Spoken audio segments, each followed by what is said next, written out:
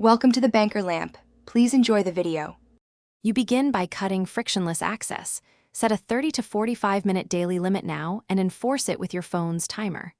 Once done, disable autoplay and all TikTok notifications so the app stops pulling you back in. Simultaneously choose one replacement habit, read a chapter, take a brisk 5-minute walk, or do a quick workout, and prepare the materials. You are creating barriers and a new reward path. This reduces cravings and gives you something concrete to do when urges hit. Now you build the routine that replaces scrolling. Start 25/5 focus cycles for meaningful tasks.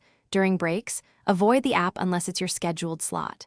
Next, define a single daily TikTok window, 15 to 30 minutes, and honor it. This bounds consumption.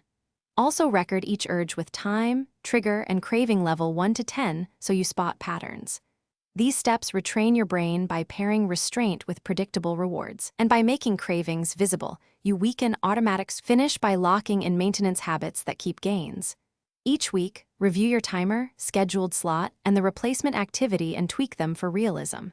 If you relapse, don't shame yourself. Immediately remove the app or increase its block for 48 hours, reset limits, and restart the plan. This prevents a spiral. Make sure to add accountability. A friend, partner, or blocker app that reports checks. These final steps stabilize change and give you clear actions when things go wrong.